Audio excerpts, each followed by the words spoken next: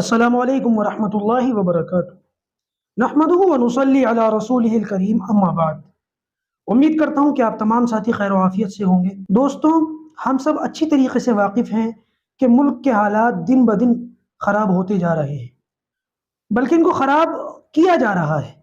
پہلے یہ کام گودی میڈیا پوری ذمہ داری کے ساتھ کرتا تھا، اب اس میں ان کا ہاتھ بٹانے کے لیے فلم انڈسٹری بھی میدان کے اندر اتر چکی ہے۔ میں آپ کے سامنے کئی مرتبہ یہ باتیں رکھ چکا ہوں کہ اس سے پہلے بھی بہت ساری ایسی فلمیں بنائی گئی ہیں کہ جن میں مسئلہ اس انداز سے پروسا گیا کہ جس میں اس ورسز دیم کیا جائے اور ایک خاص کمیونٹی کو ولن بنا کر کے، دشمن بنا کر کے لوگوں کے سامنے رکھا جائے۔ اس طریقے کی فلمیں ریکارڈ بریکنگ پیسہ کماتی ہیں۔ ایسی بہت ساری فلمیں ہیں جو ایک خاص مذہب کو یا ایک خاص دھرم کو سیلیبریٹ کرتی ہیں، یا ان کی جو ہے ان کو بہت بڑا کر کے دنیا والوں کے سامنے دکھاتی ہیں، لیکن ان فلموں کا حال ویسا نہیں ہے۔ وہ فلمیں اس طرح سے پیسہ نہیں کما رہی ہیں کہ جن فلموں کے اندر اس ورسز دیم کر کے دکھایا جاتا ہے۔ پچھلے دنوں میں اس طریقے کی فلمیں، چاہے وہ کیرلا اسٹوری ہو، کشمیر فائلز ہو، اور کہیں نہ کہیں غدر وغیرہ جو فلم آئی تھی، وہ بھی اسی لسٹ کے اندر شامل ہوتی ہے۔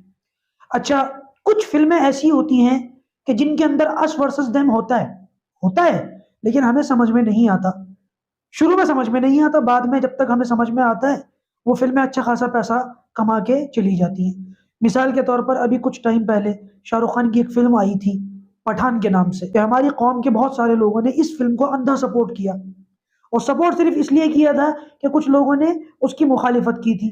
خیر، ان کی مخالفت تو بہت بری طریقے سے فلاپ ہوئی، بیک فائر مار گئی، لیکن دیکھا جائے تو اس فلم کے اندر بھی کہیں نہ کہیں اس ورسز دیم کا مسئلہ ضرور تھا۔ پاکستان دکھایا گیا اور اس قسم کی چیزیں اس میں دکھائی گئیں۔ بہرحال اللہ کا شکر ہے ہم ان چیزوں سے دور رہتے ہیں، لیکن ہمارے کچھ احباب ہیں جو ان چیزوں کو دیکھتے ہیں، سمجھتے ہیں، اور آ کر کے ہمیں بتاتے ہیں تاکہ ڈیپ میں ہمیں ان چیزوں کا، ان باتوں کا پتہ چل جائے۔ اچھا، اس فلم کا جو پٹھان نام سے ریلیز ہوئی تھی، اس کی مخالفت کی گئی تھی ایک خاص رنگ کو بنیاد بنا کر کے، کہ ایک رنگ ہے اس کا مذاق اڑایا گیا، یہ پتہ نہیں کیا کہا گیا، ہمیں تو پتہ نہیں تھا، لیکن رنگ کو بنیاد بنا کر کے اس کی مخالفت کی گئی تھی۔ اب اس شخص کی ایک اور فلم آ رہی ہے، یہ بات یاد رکھیے گا، میں کسی کی موافقت میں یا مخالفت میں نہیں ہوں، نہ کسی ہیرو ہیروئن کے، نہ کسی کمیونٹی کے یا کسی فلم کے، میرا کوئی لینا دینا نہیں ہے۔ لیکن جب ایک خاص چیز کو بنیاد بنا کر کے ملک میں نفرت پھیلائی جاتی ہے تو پھر ہماری ذمہ داری ہے کہ لوگوں کے سامنے اس نقطے کو واضح کیا جائے تاکہ لوگوں کے اندر اویئرنیس آئے اور لوگ ان چیزوں سے بچیں۔ اب یہ جو نئی فلم آ رہی ہے جوان کے نام سے، اس میں بظاہر ایسا کوئی اینگل نہیں ملا جیسا کہ پچھلی فلم پٹھان کے اندر ملا تھا۔ تو ان لوگوں نے اب کیا کیا، اس کا ایک ٹریلر ریلیز ہوا، اس ٹریلر کے اندر جو کچھ ڈائلوگ وغیرہ تھے، اس میں باپ بیٹے کا ایک ڈائلوگ اٹھا کر کے بس اس کو بنیاد بنا کر کے میڈیا بھی کام پر لگ گئی اور نفرتی چنٹو وہ بھی کام پر لگ گئے۔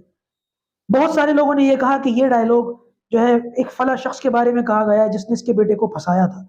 کچھ لوگوں نے تو اس کو ہندو کمیونٹی سے جوڑ دیا کہ ان لوگوں کو کہا گیا ہے۔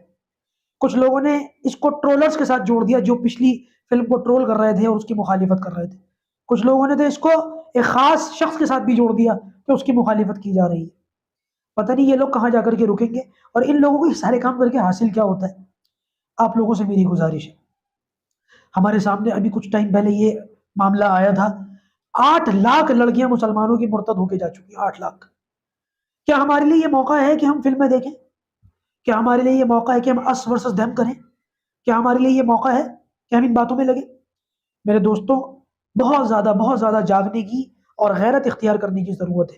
یہ ٹائم برتھ ڈے سیلیبریٹ کرنے کا نہیں ہے، یہ ٹائم جو ہے نا فلمیں سیلیبریٹ کرنے کا نہیں ہے، یہ ٹائم ان باتوں میں لگنے کا نہیں۔ وقت ہے کہ ہم اپنے بچوں کو دین اسلام پڑھائیں، ان کے اندر اویئرنیس پیدا کریں، اور شریعت کے معاملے میں، قرآن کے معاملے میں، دین کے معاملے میں ان کو غیرت مند بنائیں۔